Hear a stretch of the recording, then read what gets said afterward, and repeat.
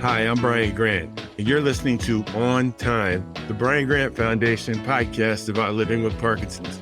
If you want to know more about Brian Grant Foundation, go to briangrant.org. Hi, this is Katrina Call, Executive Director of the Brian Grant Foundation. Thank you for listening to our podcast, which is one of our many programs to help empower people impacted by Parkinson's disease to lead active and fulfilling lives. Our programs are possible because of the generous support of our donors. Please consider helping us continue this work by making a donation at briangrant.org. Thanks again for listening. Hi there. Welcome back to On Time, the Brian Grant Foundation podcast. I'm your host, Larry Gifford, President of PD Avengers. Today, we're embarking on a crucial conversation. Our focus is stigma and Parkinson's. And we're not just navigating this terrain alone. Joining us all the way from Nairobi, Kenya, is Nduta M'mbogori, a bright and passionate advocate representing the younger generation. And it's time to dial in and listen, spread awareness, and spark change. So let's go. When did you start seeing the symptoms, and how long did it take for you to get diagnosed? So the first time we noticed, I was in high school, actually. We'd gone on a school trip and we'd gone rock climbing, and I got to the top of the rock and I just started shaking like a leaf. It was uncontrollable.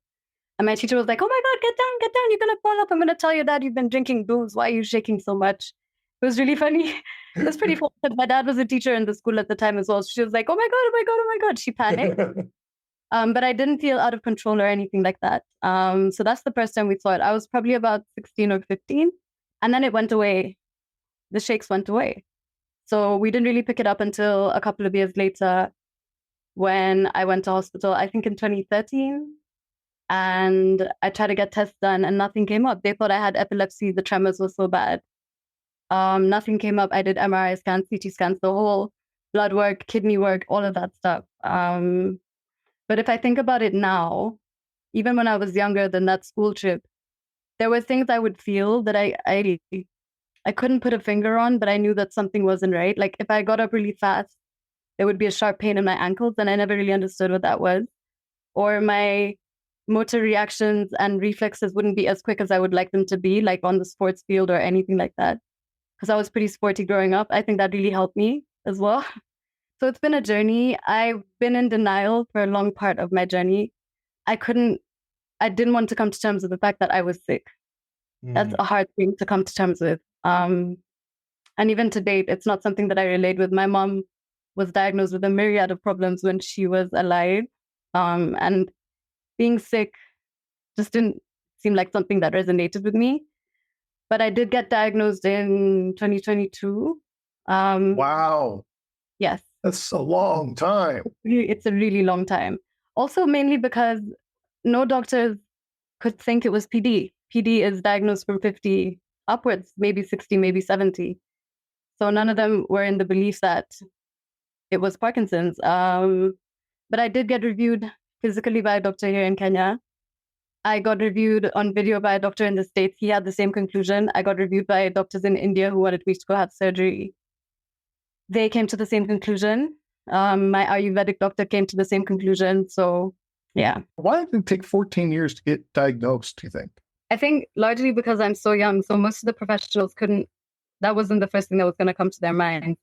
But over time, the symptoms have become more pronounced and they have been able to identify more and more symptoms that are aligned to Parkinson's than anything else.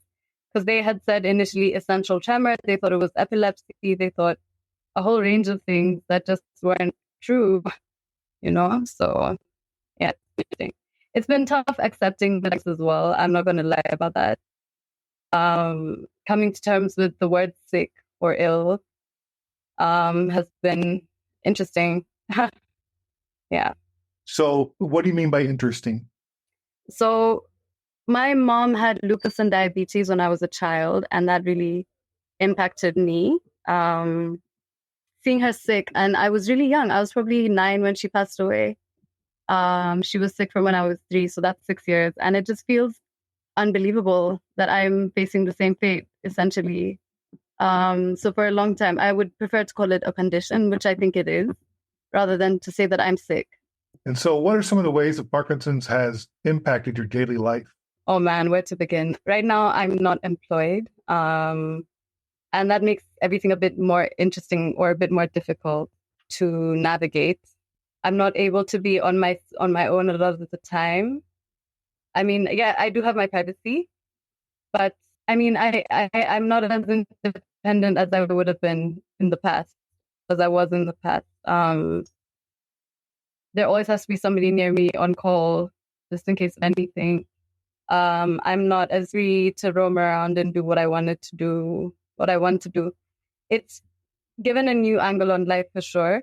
One of the other things I would say is that it forced me to go inward really, really intensely, just trying to understand the condition and trying to understand my mindset and understand the basis of all of this has really helped me do a lot of inner work. And I'm so grateful for that, because a condition like this means that your mental health is going to be affected, but I've been given the tools. I've managed to employ the tools that help me survive day to day. So I'm weirdly grateful to Parkinson's, because if it wasn't for the condition, I don't think I would have embarked on that journey. What are some of the tools that you use every day? Meditation, definitely. Meditation helps a lot.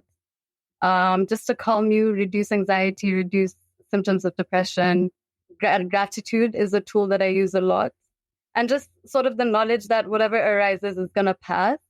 So if it's a really intense, uncomfortable, painful moment, I know that it's not going to last forever and I'll be okay in a few other moments. So that's really helpful as well. And then are there any specific resources or support groups in Nairobi that you've been using that you've found helpful?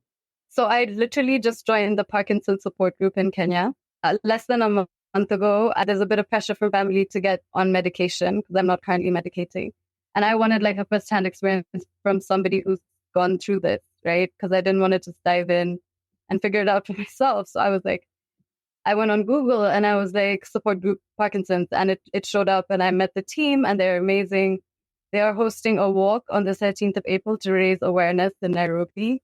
Good to have like-minded people. It's good to know that I'm not the only one, It is good to know that, isn't it? It's especially early on. Like I know in my head, I kept going like, this is crazy. Maybe I don't have it, or what happens next? That's the big question, right? Like, where do we go from here? Precisely. Everything, life is uncertain enough as it is, but now this added layer of diagnosis on top of that is just something else.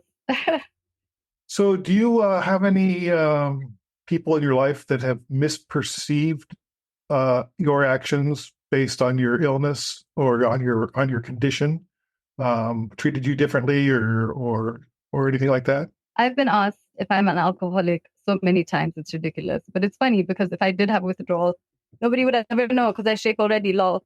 But like, sorry, a bit of dark humor. People thinking I'm feeling cold, especially when I'm like, guys, it's 33 degrees, we're in Mombasa or whatever. Or like, if I'm gonna collapse, or if I need to eat, or if I need a drink, and I'm coherent and I can be like, I'm okay, I don't need anything. But it is shocking. It is shocking to see, especially a young person. I feel like there's more acceptance with older generations with it. Yeah. How do you stay so positive? And you talked about using gratitude as a tool. How do you do that? Well, it's got its ups and downs, like everything in life. The sun comes up, the sun goes down, but the tide comes in, the tide goes out. So when I'm able, I tend to ask myself, what am I grateful for today? Or what is there to give thanks for? And to be honest, there's so much. I may not be the steadiest I've ever been, but the sun is shining, or the grass is green, or, there's love in my life, and there's water in the taps, and there's shelter over my head. It might sound really trivial, but just the little things make a world of difference. And when I'm feeling low, I talk about it. I lean on my support system. I call my brothers, I call my aunties, call my grandma. Yeah, and we talk. Have you had any difficulty accessing healthcare medication since the diagnosis? So I haven't medicated yet. I'm just trying to do my research and understand what my options are and what it might mean for me. Also knowing that consistency for the rest of my life is something that I need to take into consideration seriously, because I understand if you miss your meds, it's got a whole other angle. So access to healthcare. So since I'm not employed, I don't have health insurance at the moment. That makes it a bit interesting. But I haven't really tried to look out, for Parkinson's meds. I've been doing a bit of research on how much they cost and stuff like that, but it really depends on the frequency of how often you're taking them and the grammage, the mgs. But from what I saw, I think a pack of Cinemet 100 at, I don't remember what mgs, was about 6,000 bob. Not sure what that comes to in dollars, 6,000 shillings. I think I saw 8,000 as well. But someone told me you can go up to like 45K a month, just depending on your needs as an individual. Wow. So, yeah, and that's without doctor's visits, because doctor's visits are a separate cost to that. And I understand that at the beginning of your journey, they'll probably put you on higher dosages more frequently. Yeah, so that's like $61 USD, 8,000 shillings. Oh, okay, yeah, that sounds about right. And then so my experience is they start you slow and they build up. Oh, okay. Because they don't want to give you too much. They don't want to over-medicate. I wouldn't know. Yeah. They wouldn't want to over-medicate. Okay. So what they do is they use as little as possible. And then for me, I was up to 18 pills a day. Wow. I know. And then I had surgery in the fall. Wow. Deep brain stimulation. So they drilled holes into my head. Yeah, you did DBS? Yeah, it's great. Love it. Scares me half to death. What are we going to do? Yeah, right? What else can you do? It gets to a certain point, you do what you have to do. Now, 100%. What are some of the memorable experiences or milestones in your journey so far?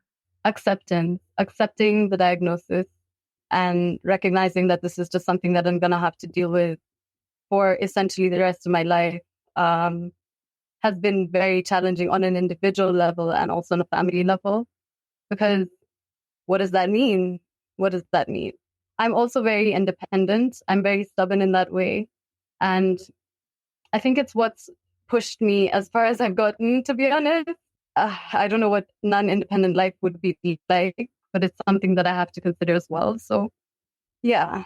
What other milestones? This is going to sound really trivial, but I managed to see an Ayurvedic doctor and he fixed my stomach. And that has been the biggest gift. How did you do that? What do you mean? What was wrong with your stomach? So I had constipation, which is I had constipation, really low absorption, just a whole myriad of like digestive issues. I even thought I had irritable bowel syndrome at some point.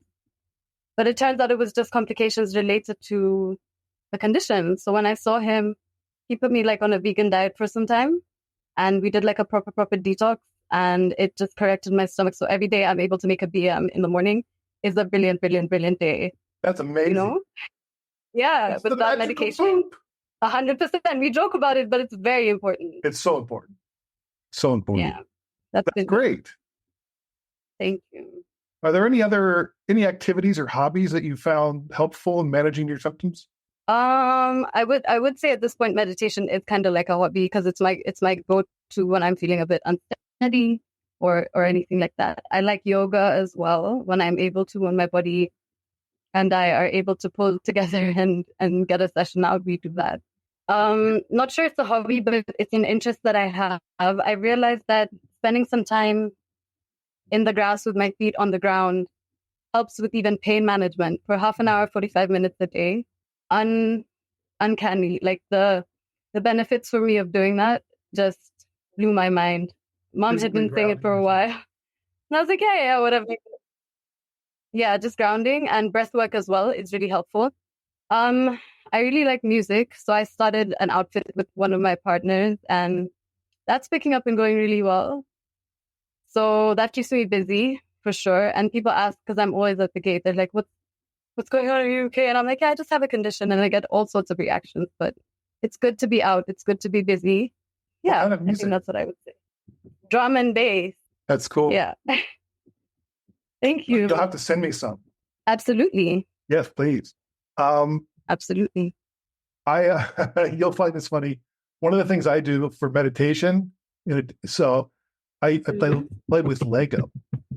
It helps my fine. Oh, that's fun. It helps my fine motor skills too. That's really fun, for sure. Yeah. For sure. So with the events that we do, we end up making some art sometimes, and that's really fun, like painting and sort of arts and crafts. That's really fun. I really enjoy that. So you talked about going vegan. Are you still vegan, or have there been any diet changes additional to that? So I received a lot of conflicting information on my journey. there are practitioners who say vegan is best. There are other people who say, you need protein and other things in your body. So no, currently I'm not vegan, but I did enjoy my streak as a vegan. I might go back to it if my dietary requirements allow me. It just feels better. It's cleaner, better energy. But if I need protein from animals, I need protein from animals. That is just what it is. Because I lose weight very easily, very, very, very easily. So I do not. Yeah. Oh, interesting. Yes. So when did you stop working? In 2020, just after COVID was announced. What were you doing?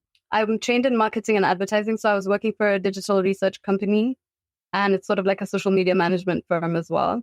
So it was actually my choice. They were really understanding and really accommodating, and it wasn't as intense at that time. I could still type an email, I could still carry my stuff around and that sort of stuff. So I wasn't too badly off.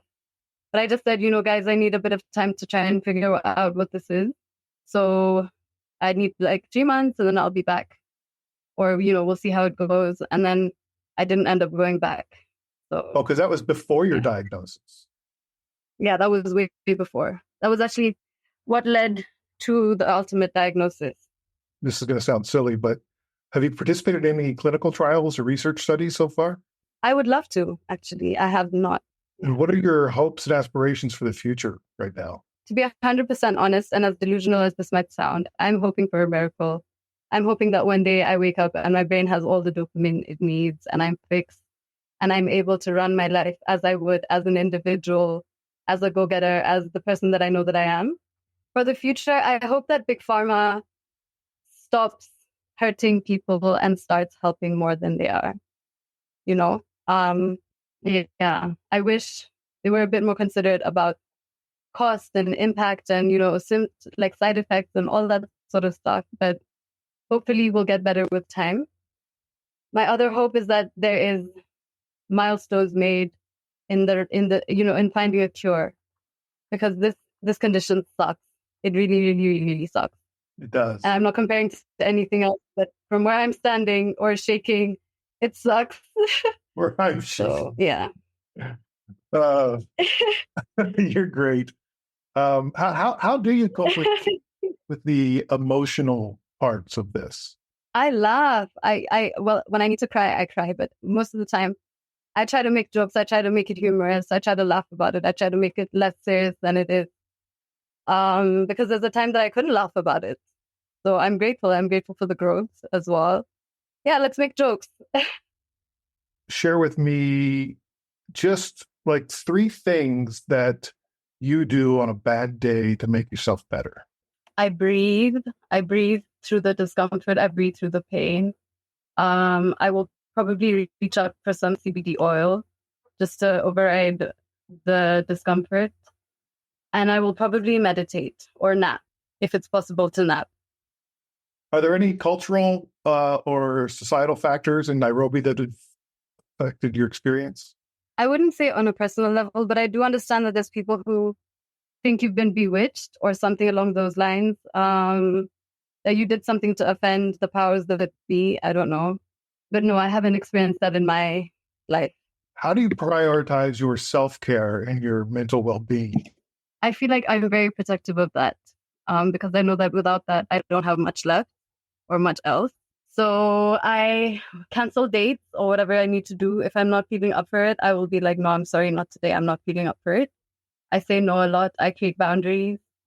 And I just put myself first a lot of the time, even if it means canceling. And so how does that impact your social life? More often than not, if you're not going to come and see me, then it's a tough call. Yeah. Yeah.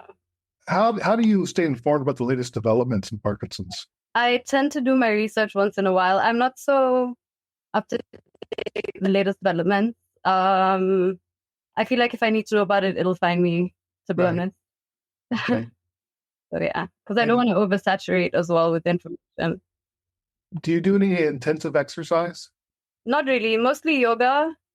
Oh, what role does spirituality or faith play in your disease management? Interesting question. So I was raised Catholic, but I stopped practicing because I realized that it was more detrimental to my well-being than otherwise. And that's a very personal thing. I'm not trying to attack anybody or say that, they're wrong. It just wasn't working for me. So I did end up going a bit Eastern. And in that journey, I realized that this is a journey that my soul has chosen for this life and that I didn't do anything wrong. This is not a punishment.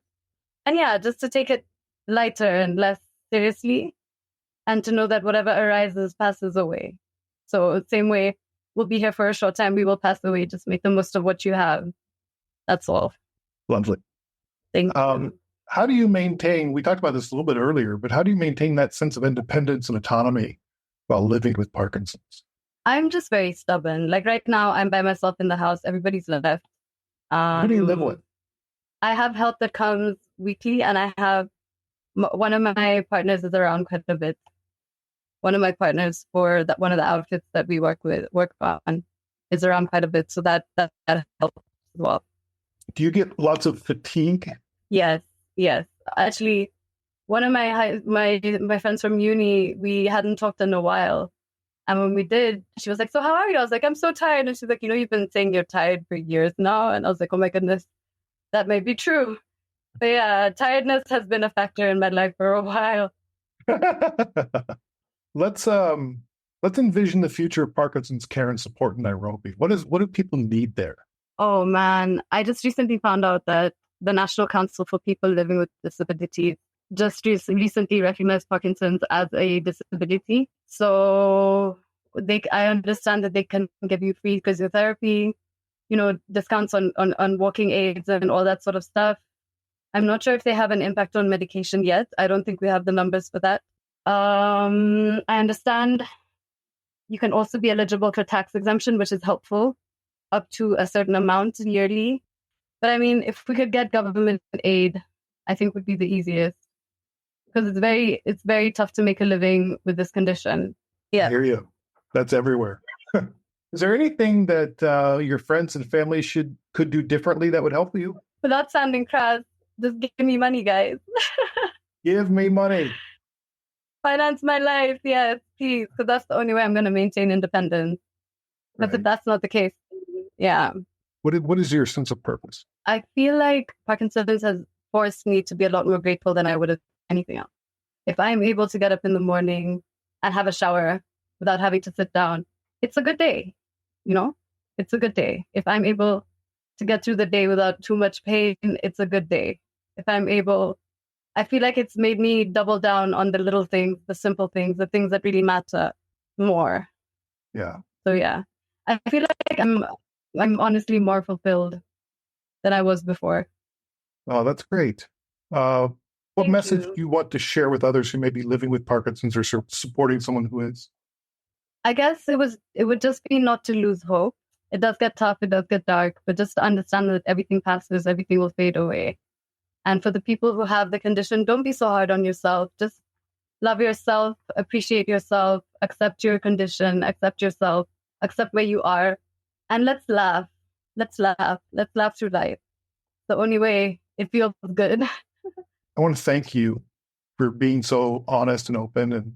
And I want you to know that your attitude will take you far. Thank you.